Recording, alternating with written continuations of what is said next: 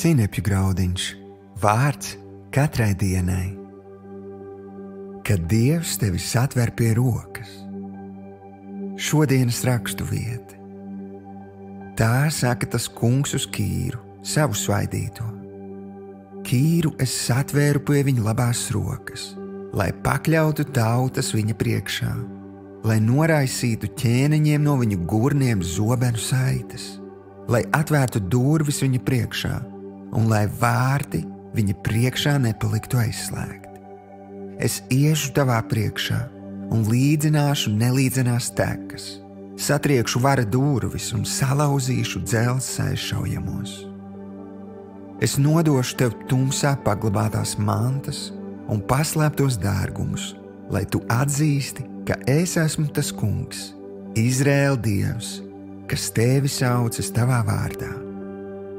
Jesajas 45. nodaļa, 1. līdz 3. pants. Šodienas pārdomas.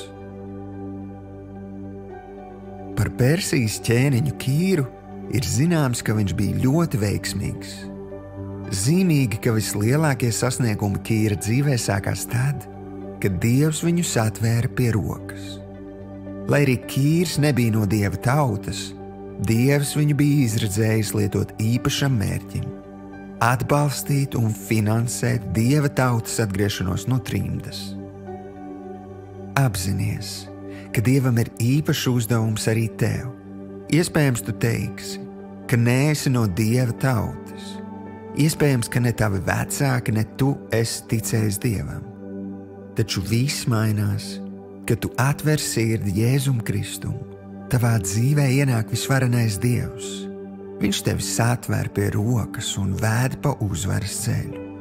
Viņš pats iet tev pa priekšu, nolīdzinot ceļu un atverot durvis, kuras daudziem šķita nekad netiks atvērtas. Šodienas lūkšana. Tēvs, es atzīstu, ka tu esi visvarens Dievs, un tev ir lielisks plāns manai dzīvei.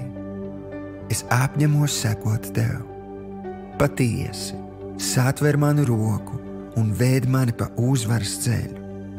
Paldies, ka tu ej man pa priekšu un dari brīnumainas lietas. Jēzus vārdā. Āmen.